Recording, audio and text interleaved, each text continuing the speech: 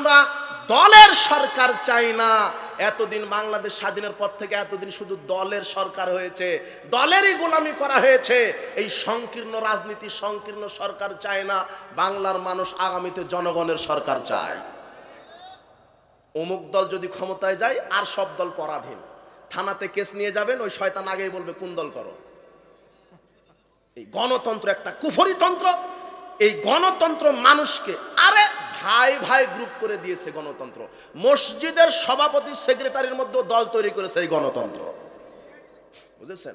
টয়লেটের ঝাড়ুদার হওয়ার লাগলো ওই দলের হওয়া লাগবে। কথা বুঝেননি? এখানে মাহফিল করতে হলো প্রধান অতিথি ওই দলেরই দেওয়া লাগবে। এটাই হলো গণতন্ত্র। গণতন্ত্র মানে একটা পরাধীন তন্ত্র।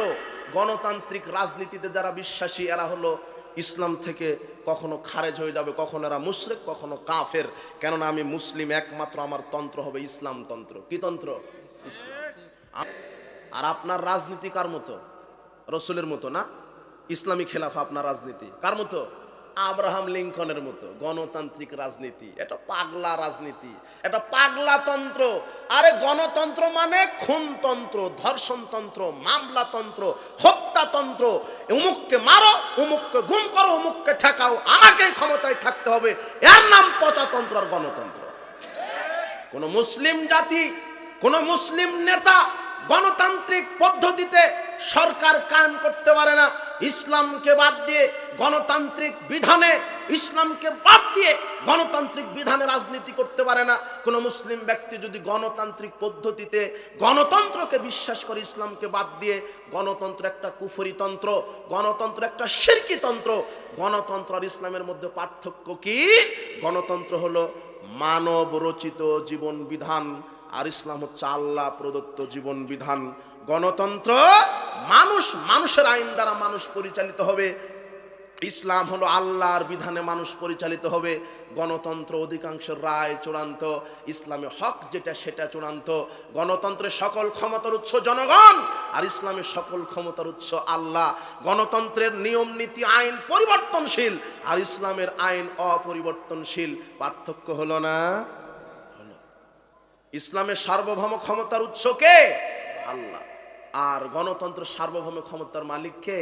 জনগণ। একটা কুফরি তন্ত্র, একটা ধোঁকাতন্ত্র, একটা দুর্নীতিতন্ত্র। আশ্চর্য কথা, গণতান্ত্রিক পদ্ধতিতে এই দেশে যতদিন নেতা নির্বাচন হবে ততদিন যোগ্য লোককে পাবেন না, আপনি অমানুষদেরকে নেতা হিসেবে দেখতে পাবেন। এতদিন অমানুষেরাই চালিয়েছে। আশ্চর্য কথা, এই ইহুদি খ্রিস্টানের পচা মতবাদ, ইহুদি খ্রিস্টানের তৈরি করা মতবাদে আপনাকে রাজনীতি করতে হবে কেন? ইসলাম কি ভিক্ষুক? ইসলাম কি মানব রচিত বিধানের মুখাপেক্ষী? জি না। আল্লাহ বলছেন, হুয়াল্লাযী আরসালা রাসূলাহু বিল হুদা ওয়া দীনিল হাক্কি লিইয়ুযহিরাহু আলাদ দীনি কুল্লিহি ওয়ালাউ কারিহাল মুশরিকুন। আল্লাহ হচ্ছেন তিনি যিনি তার নবী মুহাম্মদকে সত্য দিন সহ পৃথিবীতে প্রেরণ করেছেন। কেন?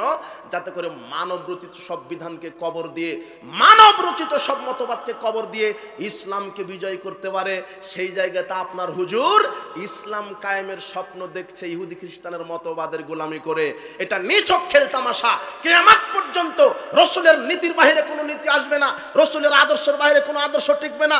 রসুলের নীতি ব্যতীত, রসুলের আদর্শ ব্যতীত যদি মানুষ বস্তা পচা মানুষের নীতিতে, মানুষের মতবাদে, এই গণতান্ত্রিক পদ্ধতিতে যদি ইসলাম কায়েমের স্বপ্ন দেখে, কিয়ামত পর্যন্ত বাংলাদেশের মাটিতে গণতান্ত্রিকের উপরে নির্ভর করে, ডেমোক্রেসির উপরে নির্ভর করে বাংলাদেশে গণতান্ত্রিক পদ্ধতিতে ইসলাম ক্ষমতায় যেতে পারে না, পারে না, পারে না, ইনশাআল্লাহ পারবে না। গণতান্ত্রিক পদ্ধতিতে কখনো বাংলার জমিন ইসলাম কায়েম হবে না। গণতন্ত্র একটা হত্যাতন্ত্র, একটা খুনতন্ত্র, একটা অশান্তিতন্ত্র। গণতন্ত্রই হচ্ছে মানুষকে মারো, মানুষকে গুম করো, অমুককে ঠেকাও, আমাকে থাকতে হবে, আমার আইন চলবে, আমার দল ক্ষমতায় চলবে। জি না। বাংলাদেশের যুব সমাজকে বলছি, ছাত্র সমাজকে বলছি, তোমরা আস্ফালন দাও, আন্দোলন করো। আমরা দলের সরকার চাই না। এতদিন বাংলাদেশ স্বাধীনের পর থেকে এতদিন শুধু দলের সরকার হয়েছে, দলেরই গোলামি করা হয়েছে। এই সংকীর্ণ রাজনীতি, সংকীর্ণ সরকার চায় না। বাংলার মানুষ আগামীতে জনগণের সরকার চায়। অমুক দল যদি ক্ষমতায় যায় আর সব দল পরাধীন। থানাতে কেস নিয়ে যাবেন, ওই শয়তান আগেই বলবে কোন দল করো। এই গণতন্ত্র একটা কুফরি তন্ত্র। এই গণতন্ত্র মানুষকে আরে ভাই ভাই গ্রুপ করে দিয়েছে গণতন্ত্র। মসজিদের সভাপতি সেক্রেটারির মধ্যেও দল তৈরি করেছে এই গণতন্ত্র, বুঝেছেন? টয়লেটের ঝাড়ুদার হওয়ার লাগলো ওই দলের হওয়া লাগবে, কথা বুঝেননি? এখানে মাহফিল করতে হলো প্রধান অতিথি ওই দলেরই দেওয়া লাগবে। এটাই হলো গণতন্ত্র। গণতন্ত্র মানে একটা পরাধীন তন্ত্র। গণতান্ত্রিক রাজনীতিতে যারা বিশ্বাসী এরা হলো ইসলাম থেকে কখনো খারেজ হয়ে যাবে, কখনো এরা মুশরিক, কখনো কাফের। কেননা আমি মুসলিম, একমাত্র আমার তন্ত্র হবে ইসলাম তন্ত্র। কি তন্ত্র? ইসলাম। আমার বিধান হবে কোরআন হাদিস, আমার সংবিধান হবে কোরআন হাদিস। আমার সংবিধান কখনো মানব রচিত বিধান নয়। আপনি গণতন্ত্রের কি বুঝলেন? এই পচা ভোটতন্ত্রের মাধ্যমে যদি আপনি নেতা নির্বাচন করেন, আপনি বলছেন না যে আমরা এই 17 বছর জুলুমে ছিলাম, আজকে বাংলাদেশের এই অন্তর্বর্তীকালীন সরকার আবারও যদি বলে যে ভোট পদ্ধতির মাধ্যমে আমরা আগামীতে নির্বাচন দিব, তাহলে বাংলাদেশের মানুষ দুই চোখে দেখবে যেই লাউ সেই কদু। এক শয়তান গেছে আর এক শয়তান আসবে, এর নাম গণতন্ত্র। মুদ্রার এই পিঠ আর ওই পিঠ সমান, এর নাম গণতন্ত্র। ইসলামে নেতা নির্বাচন হবে সিলেকশন, আর গণতন্ত্রে নেতা নির্বাচন হয় ইলেকশন। ইলেকশনের মাধ্যমে নেতা হয় সুরেরা, আর সিলেকশনের মাধ্যমে নেতা হয় তাকওয়াশীল ব্যক্তিরা। তার প্রমাণ কি? তার প্রমাণ আমি বহু বক্তব্যে বলেছি যে এই যে খুঁটিটা হলো মাদানী সাহেব এমপিতে দাঁড়িয়েছে, এমপি পদপ্রার্থী মাদানী, আর এই মুচিটা হলো এও এমপি পদপ্রার্থী, হলো মুচি। এ হলো মাদানী, এ হলো মুচি। এখন এই পচা আব্রাহাম লিঙ্কনের গণতান্ত্রিক ভোট পদ্ধতিতে নেতা নির্বাচন হচ্ছে। আপনার মাদানী সাহেব ভোট পেয়েছে আপনার 60 জন, 100 জন ভাইস চ্যান্সেলরের ভোট পেয়েছে মাদানী সাহেব 100 জন। 100 জন ভাইস চ্যান্সেলর মাদানী সাহেবকে ভোট দিয়েছে যারা জ্ঞানী গুণী শিক্ষিত মানুষ। আর মৌচিকে ভোট দিয়েছে 101 জন ম্যাথরে। কত? 101 জন ম্যাথরে। বলেন তো এমপি কে? এমপি কে? হ্যাঁ, ওই যে বলে দিল যে হিরো আলম। হিরো আলম যদি এমপি হয়, হিরো আলম আছে না, ও যদি এমপি হয়, এই লুচ্চা বদমাস জীবন দিয়েছে, এই লুচ্চারা নেতা হবে। এই জন্য ছাত্র সমাজ তোমরা এখনো রাজনীতির র বুঝতে পারোনি। ওই জাহেলিয়াত ছেড়ে দাও, ইসলামের পতাকা তলে আসো। ইনশাআল্লাহ ইসলামের আঘাতে, তাওহীদের আঘাতে বাতিল ধ্বংস হয়ে যাবে ইনশাআল্লাহ। যতদিন এই কুফরি রাজনীতিতে বিশ্বাসী করবে, ওই খাতে তোমাদেরকেও পড়ে মরতে হবে। এই রাজনীতি, পচা গণতান্ত্রিক রাজনীতি কেউ কাউকে ছাড় দেয় না। আরে তোমার নেতা চিকিৎসা করতে যাবে, ভিসা পায় না, অথচ তোমার নেতা সাবেক মন্ত্রী ছিল, এর নাম গণতন্ত্র। কথা বুঝেননি? কি করলেন আপনি 20 বছরে, 10 বছর রাজনীতি করে প্রধানমন্ত্রী হয়ে আপনি দেশের কি করলেন? আপনি সিঙ্গাপুর যেতে পারেন না চিকিৎসার জন্য। ঠিক আপনার প্রধানমন্ত্রিত্বের, ঠিক আপনার রাজনীতির, ঠিক আপনার নেতৃত্বের।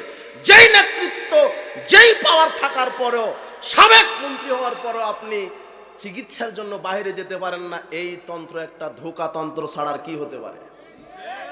কি হতে পারে? আর এক একটা নেতার 500টা, 1000টা, 800টা করে মামলা, এর নাম হচ্ছে গণতন্ত্র। গণতন্ত্র এটা ফজিলতেগুলি, গণতন্ত্রের ফজিলতেগুলি। গণতন্ত্রের ফজিলত আছে ভাই, হাসছেন? গণতন্ত্রের ফজিলত কি? অমুককে মার, অমুককে কেন? এই যে এখন যে উপদেষ্টাগুলি আছে, এরা ভোটের মাধ্যমে আসছে, সিলেকশনের মাধ্যমে আসেনি। এইভাবে 100 বছর চালাক। আরে ইসলাম তো নেতার পরিবর্তন চায় না, ইসলাম নীতির পরিবর্তন চায়। তুমি থাকো নেতা। বাংলাদেশের মানুষ অধিকাংশ মুসলিম অধ্যুষিত দেশ, 95% মুসলিম। এদেশের মানুষ শান্তি চায়, এদেশের মানুষ ইসলাম চায়, এদেশের মানুষ সংবিধান হিসাবে কোরআন হাদিস চায়। আমাদের কোনো আপত্তি নাই, আপনিই ক্ষমতায় থাকেন।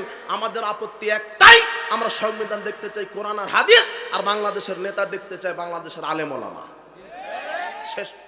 আমরা নেতৃত্ব চাই, আলেম ওলামার নেতৃত্ব, সংবিধান চাই, কোরআন আর হাদিস। আমি নেতার পরিবর্তন চাই না, আমি নীতির পরিবর্তন চাই। ইহুদি খ্রিস্টানের এই বস্তা বসা এই আইনকে কবর দেন, আর কোরআন হাদিসকে সংসদে বসান, তখন চুরি ডাকাতি জেনা ধর্ষণ মদ এমনিতেই বন্ধ হয়ে যাবে। এখন খেলতামাশা হচ্ছে, পুলিশ পাহারা দিচ্ছে, বিজিবি পাহারা দিচ্ছে, বিজিবি গাঁজার ব্যবসা করে। এখন কিছুদিন আগে আমি পেপার পড়তেছিলাম, পুলিশ হলো সিকিউরিটি দিয়ে বিদেশ থেকে বিদেশি প্রবাসীরা কিছু স্বর্ণ নিয়ে আসছে, পুলিশ সিকিউরিটি দেওয়ার কারণে ওরাই হয় স্বর্ণ চুরি করে নিয়ে চলে গেছে। অবাক। 2 বছর আগে পত্রিকায় পড়েছিলাম, পুলিশ গাঁজার ব্যবসা করে 26 জন পুলিশ বরখাস্ত, পুলিশ গাঁজার ব্যবসা করে। তবে পুলিশ সোজা হয়ে গেছে জনগণের পিটন খায়। তাহলে পুলিশকে গালি দিয়েন না। এদেশের অতন্দ্র প্রহরী, মানুষের জানমাল আল্লাহ সুবহানাহু ওয়া তাআলা যাদের মাধ্যমে নিরাপত্তা দিচ্ছেন, পুলিশ ভাইয়েরা, তারা খাওয়া নাই, হওয়া নাই, মরা নাই, অল্প বেতনে তারা ডিউটি করে, বলেন আলহামদুলিল্লাহ। কিছু বড় দাদাদের কুপরামর্শে হয়তো বা উল্টাপাল্টা করেছিল, আল্লাহ সোজা করে দিয়েছে পিটনে, তাই না? কথা বুঝেননি? তবে পুলিশদেরকে সম্মান করবেন, এরা এদেশের আদর্শ সৈনিক। আরো অনেক আছে, আর্মি, বিজিবি, সাংবাদিক ভাইরা, কিছু কিছু সাংবাদিক আছে তথ্য সন্ত্রাস করে বেড়ায়, আল্লাহ এদেরকে হেদায়েত দান করুন। বলছিলাম যে এই গণতন্ত্র একটা পচাতন্ত্র। আজকে একটা চেয়ারম্যান হতে লাগে 1 কোটি টাকা। কত কোটি? 1 কোটি টাকা। ও যদি চেয়ারম্যান হয়, ও আগে জনগণের খেদমত করবে না 20 কোটি আগে চুরি করবে? ও কথা বুঝেননি কথা? ও তো 1 কোটি খরচ করছে 20 কোটি চুরি করার ধান্দাতে। গণতন্ত্র মানে চুরিতন্ত্র একটা। কথা বুঝেছেন? আর এই যে পচা ভোট পদ্ধতি, নেতা নির্বাচন করতে 1 মিনিট সময় লাগবে না, সিলেকশন। ইসলামী নেতা নির্বাচন কি? সিলেকশন। দেশের 10 জন তাকওয়াশীল পরহেজগার লোক একটা মঞ্চে উপরে উঠে একটু গবেষণা চিন্তা ভাবনা করবে যে কাকে নেতা বানানো যায়। হ্যাঁ, অমুক ব্যক্তি শিক্ষিত, পরহেজগার, তাকওয়াশীল, আমরা ওকেই নেতা হিসেবে দেখতে চাচ্ছি। সময় লাগলো 1 মিনিট লাগবে না। কিসের পচা ভোটতন্ত্র, গণতান্ত্রিক পদ্ধতি? 3 মাস, 1.5 মাস, 6 মাস ক্যানভাস করো, অমুককে দাবায় রাখো, অমুককে হটাও, অমুককে টাকা দিয়ে কিনো, অমুককে মারো। কি একটা নষ্টতন্ত্র, একটা গণতন্ত্র। অমুককে কিনো, কিনতে কিনতে দেখা যায় বান্দার দাম হয় 15 টাকা। সেদিন বললাম যে বাংলাদেশে একটা ছাগল বিক্রি হয়েছে হলো 15 লক্ষ টাকা দিয়ে। কত? একটা ছাগলের দাম কত হয়েছে গত কুরবানিতে? আর এই ভোটের সময়তে বান্দার দাম হয় 15 টাকা। 1 কাপ চায়ে বিক্রি হয়ে যায়। এরা বুঝলেননি কথা? কি একটা নষ্টতন্ত্র একটা। তো ও যে টাকা খরচ করে নেতা হয়েছে, ও আপনার কি খেদমত করবে না ও আগে চুরি করবে? ও চুরি করবে। এই জন্য সিলেকশনে নেতা নির্বাচন করুন। আপনি তো পারবেন না। আপনি এদেশের যারা কর্ণধার, এই যুব সমাজ, যুবকদের রক্তের বিনিময়ে ইসলাম কায়েম হয়নি পৃথিবীতে। আমরা আজও বিশ্বাস করি যুবকদের আস্ফালনেই এই পৃথিবী থেকে জাহেলিয়াত মুক্ত হবে, ইনশাআল্লাহ হবেই। যেদিন এই বাংলাদেশের যুবকেরা, ছাত্ররা সঠিক ইসলাম বুঝতে পারবে, সেদিন এই বাংলাদেশে ইসলামের রাজ কায়েম হবে, ইনশাআল্লাহ। তার আগে হবে না। আজকে তো জুলুমের উপরে গণবিপ্লব হয়েছে, যেদিন তাওহীদের উপরে গণবিপ্লব হবে সেদিনে বাংলাদেশে ইসলাম কায়েম হবে। বুঝতে পারেননি? কাজেই এই পচাতন্ত্র, এই গণতান্ত্রিক পদ্ধতি, এটা হারাম।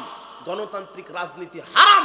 কোন মুসলিম ব্যক্তি গণতান্ত্রিক রাজনীতিতে বিশ্বাসী হতে পারে না। কোথায় গণতন্ত্র? খ্রিস্টানের তৈরি করা। আর কোথায় ইসলামী খেলাফার প্রবক্তা হচ্ছেন মুহাম্মদ সাল্লাল্লাহু আলাইহি ওয়াসাল্লাম। আমার নেতাকে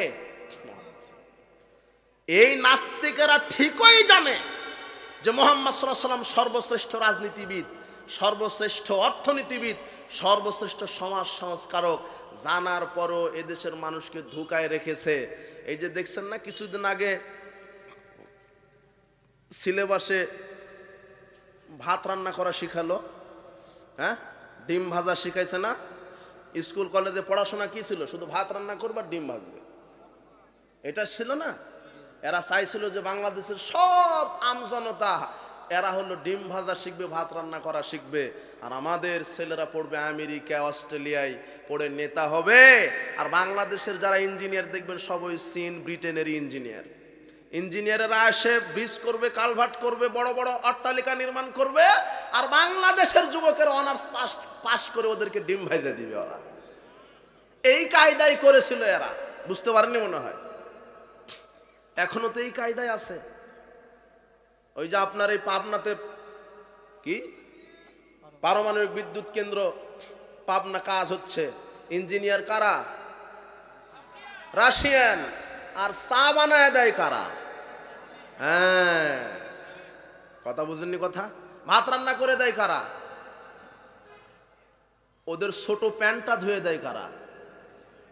কারা? হ্যাঁ, ওই কায়দাই করেছিল। যখন ইসলাম আসবে সেদিন আর এই কায়দা থাকবে না, সেদিন সার্বিক জীবনে মুসলমানেরা নেতৃত্ব দিবে ইনশাআল্লাহ। যুব সমাজকে সোচ্চার হতে হবে। আমি সালাতের একটা বিষয় নিলাম, সালাতের ব্যাপারে কথা বলতে পারলাম না, সময় শেষ, 12টা বেজে গেছে। তবে আমি মেসেজটা দিলাম যে আগামীতে ওই যে সানাউল্লাহ অমৃতসরী, ফাতিহে কাদিয়ান, শেরে পাঞ্জাব, প্রখ্যাত উপমহাদেশের মোনাজের মাওলানা সানাউল্লাহ অমৃতসরী, তিনি যেইভাবে শিরক বেদাতের বিরুদ্ধে লড়ে গিয়েছিলেন, আজও যদি বাংলাদেশের যুব সমাজ, তাওহীদি যুব সমাজ, আলে হাদিস যুব সমাজ কোরআন এবং সহিহ সুন্নাহ নিয়ে সামনের জিহাদ করে, অবশ্যই বাংলার মাটি থেকে শিরক বেদাত দুর্ভীত হবেই। আমি যুব সমাজদেরকে ধন্যবাদ দিই। বলছিলাম যুবক, আজকে যুবকদের এই একটাই মেসেজ দেব, তোমার বন্ধু যেন হয় তাকওয়াশীল বন্ধু। তুমি জাহেলিয়াতের সাথে মিশবে না। গান বাজনা, মাদকতা, এই যে চোরা কারবারি, টেন্ডারবাজি, সন্ত্রাসবাজি, এগুলি কয়দিন? তোমার যৌবন আছে যেই কয়দিন, সেই কয়দিন। এরপরে যৌবন চলে যাবে, মারা যাবে, কবরে যাবে। আজকে তুমি যেমন জনগণকে দাবিয়ে রাখছো, জনগণকে টাইম দিচ্ছ না ক্ষমতায় বসে, আরে বেটা মরে দেখো, কবরে তোমাকে পুকায় তোমাকে টাইম দিবে না। মরে দেখো তুমি কয়দিন যুবকের আজ পালন যৌবনের, এই যৌবন ব্যয় হবে ইসলামের ওপরে। আল্লাহ তুমি আমাদেরকে তোমার সেনাবাহিনী হিসেবে কবুল করো। আমার রক্ত, আমার ব্রেন, আমার বুদ্ধি, আমার মুভমেন্ট, আমার আন্দোলন হবে রাসূল সাল্লাল্লাহু আলাইহি ওয়াসাল্লামের আদর্শের উপরে। কশিন কালো ইহুদি খ্রিস্টান বিজাতি নীতির উপরে আমার আদর্শ হতে পারে না, অবশ্যই পারে না। আমার আদর্শ হবে রাসূল সাল্লাল্লাহু আলাইহি আদর্শের উপরে। বলছিলাম আমার আদর্শ, আমার আন্দোলন হবে ইসলামের উপরে, আমার চলাফেরা হবে ইসলামের উপরে, আমার আদর্শ হবে মুহাম্মদ সাল্লাল্লাহু আলাইহি আদর্শ। আমার মুখে থাকবে দাড়ি, আমার প্যান্টটা টাকনোর উপরে থাকবে, আমি পর্দায় থাকব, আমি হব খাদিজা রাদিয়াল্লাহু তাআলা আনহার মতো, আমি হব আয়েশা রাদিয়াল্লাহু তাআলা আনহার মতো। মা বোনদেরকে বলছি, আপনি নষ্টা নারীদেরকে ফলো করবেন না, তারা নষ্টা নারী আপনাদের আদর্শ হতে পারে না। আদর্শবান নারী হচ্ছে আয়েশা রাদিয়াল্লাহু তাআলা আনহা, খাদিজা রাদিয়াল্লাহু তাআলা আনহা। উপস্থিত বৈঠকের মুসলিম দিনী ভাই বোন, যুব সমাজকে বলছি, আপনারা আপনাদের আপনাদের যৌবনত্ব ক্ষয় করেন ইসলামের উপরে। সর্বোপরি দোয়া রাখি, আল্লাহ এই ইসলামী সম্মেলন যুবকরা অনেক কষ্ট করে, ত্যাগ তিতিক্ষা করে, আজকে আহলে হাদিস যুবকেরাই বাংলাদেশে নির্যাতিত। এরা বাতিলেরা আমাদের মসজিদ ভেঙে দেয়, আমাদের প্রোগ্রামটা বন্ধ করে দেয়। যুবকদেরকে বলছি, তোমরা নিরাশ হবা না, আল্লাহর উপরে ভরসা করে রাসূলের সুন্নাহর উপরে আঁকড়ে থাকো। রাসূল সাল্লাল্লাহু আলাইহি ওয়াসাল্লাম বলেছেন, ইন্না মিন ওয়ারাইকুম জামানা সাবরিন লিল মুতামাসসিকি ফি আজর খামসিনা শাহিদাম মিনকুম। শেষ জামানায় আমার একটা সুন্নাহকে যারা মেনে চলবে, আল্লাহ তাদেরকে 50 জন শহীদদের সমান নেকি দিবেন। রাসূলের সুন্নাহকে মেনে চলতে হবে। আজকে এই পাবনা কুলনিয়া এলাকার যুবকদের উদ্যোগে এই মাহফিল, আল্লাহ তুমি এই মাহফিলকে আমাদের জন্য কবুল করো, বিচার মাঠের নাজাতের উসিলা হিসেবে কবুল করো। যারা অর্থ দিয়ে, শ্রম দিয়ে, মেধা দ্বারা আমাদের এই